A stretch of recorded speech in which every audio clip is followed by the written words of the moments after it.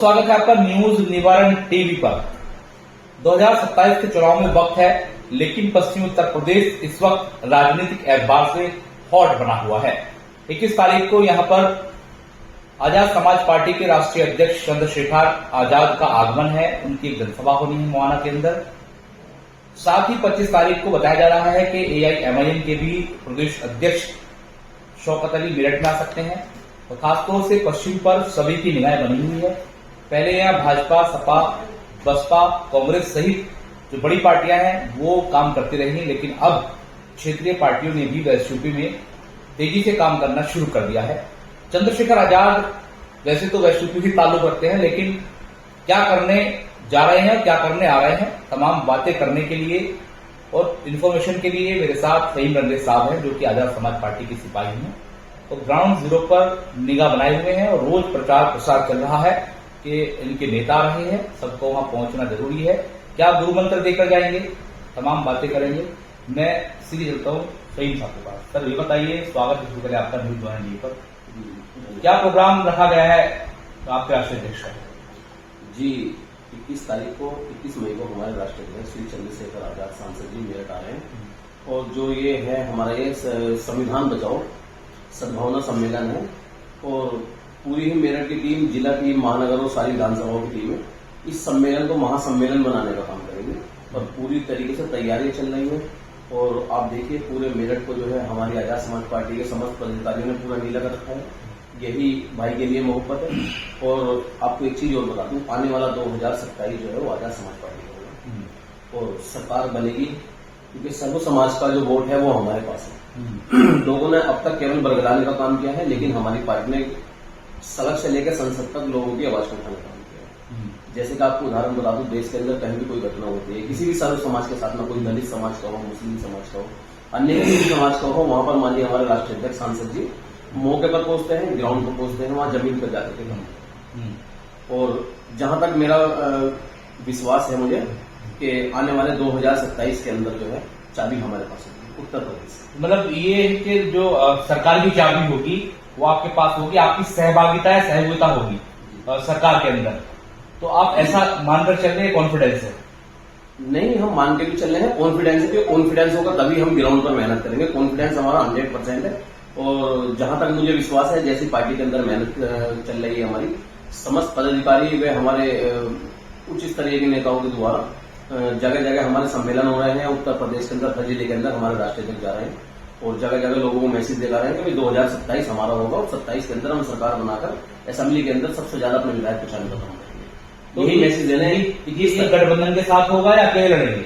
देखिए, हमारे राष्ट्रीय नेतृत्व के ऊपर डिपेंड करता है, वो गठबंधन की कंडीशन रहेगी या हम सिंगली चुनाव में जाएंगे, राष्ट्रीय नेतृत्व हमारा तय करेगा। लेकिन ये कंफर्म है कि 27 में हम सरकार बनाने जा रहे हैं और आगाज इसका हो चुका है, क्योंकि 2025 में जो है आपके जो है जिला पंचायत के चुनाव है वो हमारे लिए सेमीफाइनल है और 2027 हमारे लिए फाइनल रहेगा, जिसके अंदर हम फुल बहुमत का प्रयास करेंगे, सरकार हमारी बने, माननीय राष्ट्रीय अध्यक्ष चंद्रशेखर आजाद इस प्रदेश के मुख्यमंत्री बने और इस प्रदेश के अंदर विकास हो और हिंदू मुस्लिम भाईचारे की मिसाल बनकर के आजाद समाज पार्टी सामने आएगी। लेकिन अभी देखा जा रहा है कि कल दिल्ली के अंदर कुमारी बहन मायावती रही और बहुजन समाज पार्टी की जो है राष्ट्रीय अध्यक्ष हैं, उन्होंने एक बार फिर भतीजे आकाश आनंद को जिम्मेदारी दी है और नेशनल कोऑर्डिनेटर बनाया है और कहा जा रहा है गाहे बगाहे कि आजाद समाज पार्टी के राष्ट्रीय अध्यक्ष चंद्रशेखर आजाद को रोकने के लिए, उनकी लोकप्रियता को कम करने के लिए अब बहुजन समाज पार्टी भी उसी तरह पर युवा नेता को सामने लेकर आ रही है। क्या आपको लगता है कि दो ऐसी पार्टी जो खासतौर से मुस्लिम और दलित पर राजनीति करती हैं, उनके दोबारा एक्टिव होने से क्या चंद्रशेखर आजाद की छवि या फिर उनके चाल पर, उनकी रफ्तार पर कोई फर्क पड़ेगा? देखिए, एक चीज बताऊं आपको, लोग बहुत समझदार हैं और जहां तक मुझे विश्वास है कि इस देश की जो पब्लिक है वो इतनी समझदार है कि आकाश आनंद जी को पार्टी 2 बार निष्कासित कर चुकी है और बार बार पार्टी में लेती है, तो ऐसा नहीं है कि लोग नहीं समझ पा रहे। और माननीय हमारे राष्ट्रीय अध्यक्ष जी का सीधा सीधा स्टैंड है कि बस जहां भी कोई उत्पीड़न है वहां पर ग्राउंड पे जाना, वहां काम करना। और बसपा का जहां तक सवाल है, वहां पर कार्यकर्ता नहीं है, वहां पर नेता है सब। और पार्टी आगे वो बढ़ती है जिसके अंदर कार्यकर्ता होते हैं, नेताओं से पार्टी नहीं चलती, कार्यकर्ता, क्योंकि बूथ स्तर की कमेटियां जब कार्यकर्ता बनाएंगे, पदाधिकारी छोटे लेवल पर बनाएंगे, तब पार्टी को कामयाबी मिलेगी। बसपा सरकार के अंदर क्या है, वहां पर नेताओं की कमी सबसे है। ज्यादा मजबूत कैडर अगर किसी का रहा है तो बहुजन समाज पार्टी का रहा है, और मायावती ने कहा है कि हम अपने कैडर को एक्टिवेट कर रहे हैं, जो जहां भी प्रोग्राम होगा कैडर उस पर काम करेगा। तो बहुजन समाज पार्टी के कैडर को देख करके ही आप ही का कैडर भी उसी तरह पर काम करता है, और लगभग प्रोटोकॉल भी वही है। तो मेरा कहने का मतलब ये है कि क्या आपको लगता है कि बहुजन समाज पार्टी के दोबारा इस तरह से एक्टिव होने के बाद आजाद समाज पार्टी की चाल पर, रफ्तार पर कोई फर्क पड़ेगा? और दूसरा कि जिस तरीके से बहुजन समाज पार्टी एक बार फिर स्टेप बाय स्टेप अलग अलग स्टेट में जा रही है, बिहार में भी इसको जाना है, ये क्लियर हो चुका है कि बिहार में अकेले लड़ना है, और शायद आजाद समाज पार्टी बिहार के लिए तैयार नहीं है।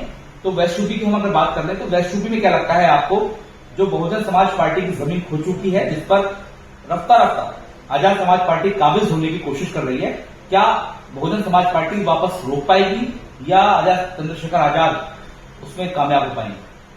देखिए, हमारे सामने जो है सीधा सीधा उदाहरण है कि माननीय राष्ट्रीय अध्यक्ष हमारे जो है सांसद बने हैं। आज भारत के अंदर एक भी जो है बहुजन समाज पार्टी का कोई सांसद नहीं है, लेकिन हमारे राष्ट्रीय अध्यक्ष जो है माननीय चंद्रशेखर आजाद इस देश के अंदर जो है लोकसभा के अंदर बैठे हैं, चुन पाए हैं। ऐसा नहीं है, लोगों ने प्यार वोट दिया है, लोगों ने बहुत प्यार दिया है, और सर्व समाज ने वोट दिया। हम ये नहीं कह रहे किसी एक समाज ने वोट, सर्व समाज ने वोट दिया है। और रही बात बसपा की, हमें अपनी मेहनत पर देखना है, हमें ग्राउंड पर काम करना है आजाद समाज पार्टी के लिए। और ऐसा विश्वास है कि आजाद समाज पार्टी 2027 में 2025 के चुनाव में जो जिला पंचायत हो रहे हैं, दोनों के अंदर एक रिकॉर्ड को वोट लाएंगे, और हमारे सबसे ज्यादा प्रत्याशी पहुंचेंगे असेंबली के अंदर भी, और जिला पंचायत भी हमारी होगा 2025 में। अच्छा, देखा जा रहा है कि पश्चिम के अंदर खासतौर से छोटी पार्टियों की बात कर ले, जितना जगह कम है उसमें AIMIM भी आती है। क्या लगता है आपको, AIMIM जिस तरह से एक्टिवेट हो रही है दोबारा, वो भी बड़े परिवर्तन की तरफ है पश्चिम उत्तर प्रदेश में? अभी हाल ही में शादाब चौहान जो कि डायनेमिक है और युवा है, उनको दोबारा लेकर के बड़ी जिम्मेदारी दी गई है, और कई ऐसे लोग ज्वाइन करने वाले हैं जो वेस्ट यूपी के बड़े नेता हैं, बड़े लोग हैं। मैं वेस्ट यूपी की बात कर रहा हूं, तो वो भी 25 तारीख में उनके जो है प्रदेश अध्यक्ष आ रहे हैं, और जिस तरीके से AIMIM के चीफ चल रहे हैं, देश भर में उनकी लोकप्रियता बढ़ रही है। तो क्या लगता है आपको कि वो भी जो बड़ी पार्टियां हैं उनकी जमीन खिसकाने की कोशिश करेंगे या कामयाब होंगे, या आपकी पार्टी उनकी पार्टी इकट्ठा हो सकती है? देखिए, उनकी पार्टी का क्या स्टैंड है इस चीज को MIM जाने, लेकिन हमारी पार्टी का स्टैंड क्लियर ये है कि सर्व समाज की हमें वोट चाहिए। इसलिए सर्व समाज के लिए माननीय चंद्रशेखर आजाद और आजाद समाज पार्टी कांचीराम और भीम आर्मी काम कर रही है, और इसी को लेकर के हम पब्लिक के बीच जाएंगे। और ये हमारा मैसेज पब्लिक के लिए भी क्लियर है कि कहीं भी अगर किसी के साथ कोई उत्पीड़न होता है तो उसके लिए 24 घंटे आजाद समाज पार्टी और भीम आर्मी खड़ी है। सड़क से लेकर संसद तक जो है आजाद समाज पार्टी संघर्ष कर रही है, तो उसका मुझे पूरा विश्वास है कि 100% हमें 2027 में इसका बेनिफिट मिलेगा। रही बात MIM की, उनका क्या स्टैंड है, उनकी क्या पॉलिसी है, उस बात को हो जाना। अपनी अपनी पार्टियों की बात है, मैं अपनी पार्टी की बात करूंगा, क्योंकि मैं आजाद समाज पार्टी से शहरी विधानसभा का अध्यक्ष हूँ। अच्छा, मुझे बताइए, आप शहर विधानसभा के अध्यक्ष हैं और बारीक निगाह आपने रखी हुई है, जिस तरह की लॉबिंग देखने को मिल रही है आपकी पार्टी में, क्या लगता है कि नुकसान होगा, नहीं होगा? लॉबिंग इस तरीके की है कि जिलाध्यक्ष आपके हटा दिए गए हैं, नए जिलाध्यक्ष आए हैं, और मैं क्या ही नाम लूं, आपको सब पता है। तो आपको क्या लगता है कि जो लॉबिंग चल रही है इससे नुकसान होगा? बहुजन समाज पार्टी जैसी पार्टी नहीं झेल पाई इस चीज को। Prem hospital and modular test tube baby centre पिछले 30 वर्षों से निरंतर आपकी सेवा करते हुए अब और भी बेहतर रूप में बिजली बम्बा बाईपास पे भी state of the art infrastructure, 24 घंटे इमरजेंसी एवं ICU, gynaecology, obstetrics, laparoscopic surgery, laser surgery, cosmetic surgery, infertility, paediatrics, NICU, trauma आदि एडवांस्ड सुविधाओं के साथ कैशलेस सुविधा उपलब्ध है। Prem hospital, inspiring healing, empowering lives, near Shopprix mall, Bijli Bamba bypass, Meerut. नहीं, हमारी पार्टी के अंदर कोई ना तो कोई कलेश है, न कोई कंट्रोवर्सी है, सब एकजुट हैं। जो पूर्व की जिला महानगर कमेटियां हैं वो भी साथ में हैं, और तमाम जो विधानसभाओं के अध्यक्ष हैं जो पहले थे वो भी, जो उससे पहले थे वो भी, सभी एकजुट है। और 21 तारीख के प्रोग्राम के लिए सभी लोग मेहनत कर रहे हैं, और उसका मैसेज हमने रोडों पर होर्डिंग के माध्यम से दे रखा कि सभी लोगों ने होर्डिंग लगवा रखे हैं भाई के आने की तैयारी के लिए, उनके स्वागत के लिए, उनके वेलकम के लिए। तो कोई कंट्रोवर्सी नहीं है, सभी लोग एक साथ हैं। पूर्व के जिलाध्यक्ष भी हमारे साथ हैं, वर्तमान के भी हमारे साथ है, सभी लोग साथ है, काम कर रहे हैं, कोई हमें दोष नहीं हुआ, क्योंकि हम सब एक साथ है। अच्छा, क्या मोटिव है जो आ रहे हैं प्रोग्राम का? क्या संविधान बचाने की बात की जा रही है, वक्फ बोर्ड संशोधन बिल की बात की जा रही है, या अब किस चीज की बात को लेकर वेस्ट यूपी में जुट रहे हैं? क्योंकि अगर बात कर ले वक्फ बोर्ड संशोधन बिल के खिलाफ जाने की, तो सबसे ज्यादा अग्रसर अगर कोई है, उत्तेजित कोई है, तो AIMIM की चीज है। नहीं, माननीय चंद्रशेखर आजाद जी ने बराबर आवाज उठाई है और उन्होंने संसद में कहा है कि संसद नहीं, हम रोड पे इसका जवाब देंगे, पहले कोर्ट में देंगे फिर रोड पे देंगे, कहीं ना कहीं हम लड़ाई को जीतेंगे। और ऐसा विश्वास है हमें कि ऊपर वाले के यहाँ देर है अंधेर नहीं है। और बात है 21 तारीख की संविधान बचाओ सद्भावना महासम्मेलन जो होने जा रहा है, इसके अंदर तो पहली चीज तो यही है कि भाई वक्फ बिल के लिए आवाज उठाने का काम करेंगे माननीय राष्ट्राध्यक्ष जी हमारे। और उसके बाद में जो SC समाज के ऊपर जगह जगह उत्पीड़न हो रहे हैं, लोगों को पीटा जा रहा है, बारातों को रोककर मारा जा रहा है, विसर्जन के अंदर एक घटना हुई, तमाम हापुड़ के अंदर एक घटनाएं हो रही है, उसको लेकर के 21 तारीख के अंदर यहाँ से हमारे राष्ट्राध्यक्ष जी एक मैसेज देंगे आजाद समाज पार्टी और भीम आर्मी के लोगों को, भाई एकजुट रहे हैं, जुल्म के खिलाफ खड़े रहे हैं। और जहां तक भाजपा का सवाल है कि भाजपा जुल्म कर रही है लोगों पर, सर्व समाज भी जुल्म चल रहा है, तो इसलिए सर्व समाज हमारे साथ आ जाने के लिए तैयार है। उसी के लिए माननीय राष्ट्राध्यक्ष जी का मेरठ के अंदर ही सम्मान समारोह होने जा रहा है, क्योंकि सांसद बनने के बाद में पहली बार मेरठ आ रहे हैं माननीय राष्ट्राध्यक्ष जी हमारे। तो इसलिए इस सम्मेलन को हम महासम्मेलन बनाने का काम करेंगे सब तमाम लोग। बहुत शुक्रिया। तो मेरे साथ आजाद समाज पार्टी के युवा नेता हैं और इनका यही कहना है कि आजाद समाज पार्टी की जो बैठक, जो सम्मेलन वेस्ट के मेरठ में होने जा रहा है, उससे एक रणनीति तैयार होगी और एक रूपरेखा बनेगी वेस्ट में किस तरीके से आजाद समाज पार्टी काम करेगी। और खासतौर से कई मुद्दों पर यहाँ चर्चा होने की संभावनाएं हैं। और इन्होंने जिक्र किया कि मॉब लिंचिंग या फिर भीड़ के जरिए से किसी को पीट देना, उसके खिलाफ भी एक आंदोलन की चेतावनी कहीं न कहीं देखने को मिल रही है कि ऐसा भी हो सकता है। लेकिन तमाम चीजें 21 तारीख को क्लियर होंगी कि चंद्रशेखर आजाद के जहन में आखिर चल क्या रहा है।